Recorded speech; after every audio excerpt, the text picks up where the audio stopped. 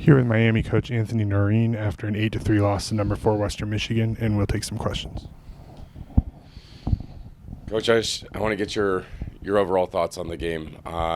First and third periods were pretty good. Second period left a little bit out there, but so I want to start to finish. What were your thoughts? Yeah, I mean, I think the first thing is before we obviously credit them. Again, we feel it's the best team we've seen all year. Not a lot of holes there in that lineup, and some high end and good goaltending, and they're just good in every phase of the game. They're elite. Again, for us, you fall down 1-0 early, you fight to get back in it, and you love your first period.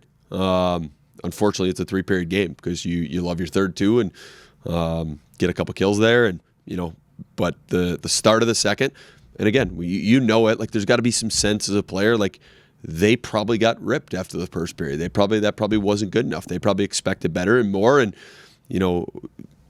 probably let the best player in the league in one on net in first 20 seconds of the second, and then they get another one right away, and now it's 4-1, and then you make it 4-2, and you got a hockey game. You're still within striking distance. 2-goal leads, in hockey can be fleeting because all of a sudden it's 4-3 and it's anyone's game. But if it goes the other way, it can go the other way. And then you give up 4 goals in the last 4 minutes. Obviously, a couple of them we didn't like.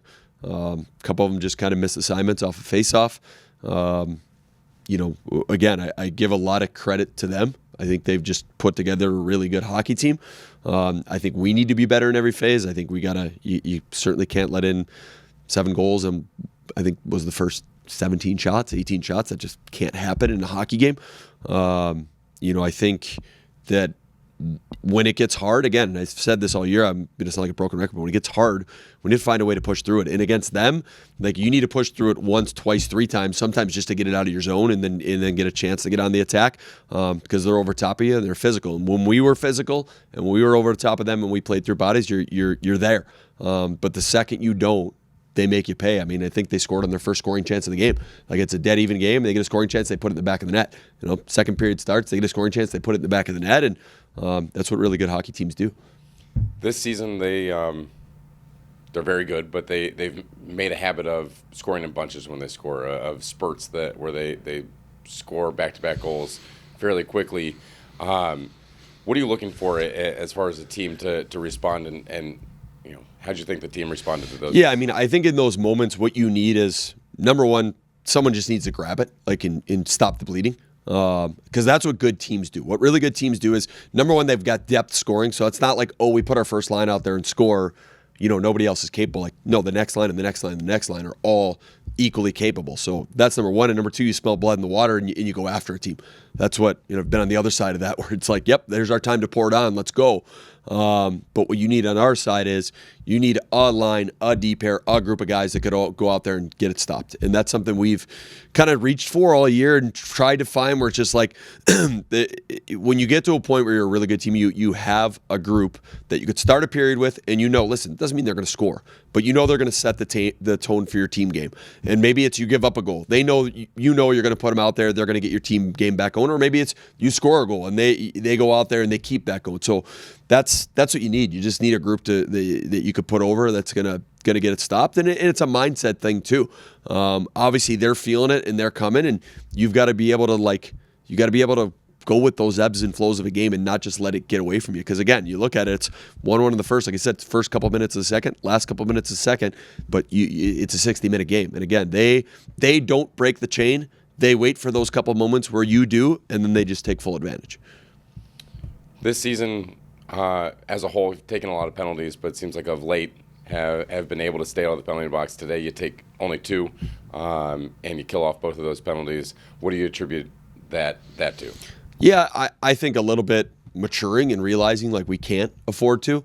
I think usually at this level, a lot of times penalties are the result from being unstructured or being on the wrong side of pucks and having to reach and hold and things like that. Again, we want to be. If you're going to take a penalty, it's there's certain things, some hard penalties that just happen within the game, but usually when you don't go to the well too many times, your penalty kill does pretty good. So we feel like if you could keep it under 3 penalties, maybe 3 kills a game or less, you're giving your kill a really good shot. Once you start getting above that or you start getting fives, it's hard. Obviously, it gives the other team more time to adjust. You're going to the same guys. It kind of takes the other guys out of the rhythm of the game. So I think we've done a good job of maturing and not taking as many penalties, specifically stick penalties or penalties where we're out of structure. And I think the guys have just learned from that. And if you get hit in the mouth, how do you turn around and come back tomorrow? What's the message to the team to coming back tomorrow to hit back? Yeah, I mean, it's what we've talked about all year. That happened. What's our reaction? And if you can't get up for playing in front of these people that have continued to support us through an extremely hard year, if you can't get up for that in your last home game, and more importantly, or equally as importantly, the group of guys that are playing in their last game here, I got nothing.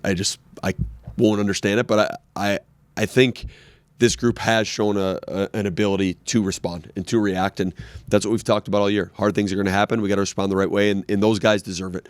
The fifth-year guys, the seniors, they deserve for us to go out with the right type of effort. A lot of guys' families are here, and should be something to rally around. Here with Max Dukovac after an 8-3 loss to number 4 Western Michigan. We'll take some questions.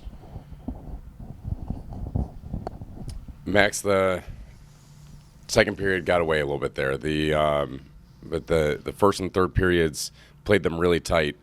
What makes them so good, and what made that second period so tough? Yeah, it's funny you say that because I was thinking the same thing. I mean, I think like after I scored, it was 4-2, and it's like a hockey game, and then all of a sudden it's 8-2 like that. And I think the main difference and what makes them such a good hockey team is they always like know how to capitalize on your mistakes. So like when you play a team like that, you just got to make so little mistakes. So they obviously hurt you, so you can't make them. And we made too many, especially in the second period. But I think the first and third we played pretty well.